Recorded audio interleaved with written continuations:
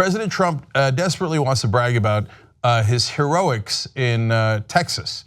Now, he went down but did not go to the heart of Houston or the affected areas. He was in the perimeter, and the Texas governor said, look, that was so he wouldn't get in the way of the rescue efforts. That's fair enough. And also to make sure that he was out of harm's way. You know, maybe too much rain falls on the president, we can't have him get too close to harm. But no, the White House still is going to put out a statement saying about how he witnessed things firsthand, and they attach a picture which makes this story enormously comical. Here it is. They say, after witnessing firsthand the horror and devastation caused by Hurricane Harvey, my heart goes out even more so to the great people of Texas. And they attached a picture of him looking at a map, which I'm pretty sure is not firsthand experience in Houston. I too have looked at a map of Houston. I've seen lots of pictures of the flooding. That doesn't mean I experienced it firsthand. So of course, everyone on Twitter started making fun of him, including, I can give you dozens, I'll just give you one. This one was fun.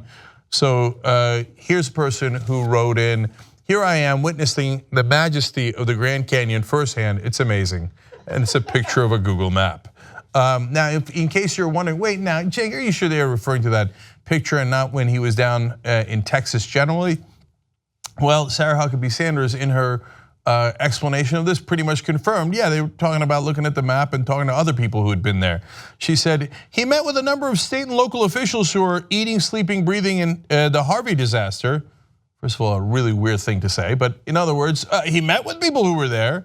He talked extensively with the governor, who certainly is right in the midst of every bit of this, as well as the mayors from several of the local towns that were hit hardest.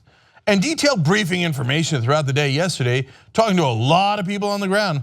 That certainly is firsthand account. No, actually, that's the definition of a secondhand account. That means he was not there. He talked to people who were there on the phone and looked at maps. In fact, we looked up the dictionary definition of secondhand account, and it says, not directly known or experienced, obtained from others, which is exactly what Sarah Huckabee Sanders described.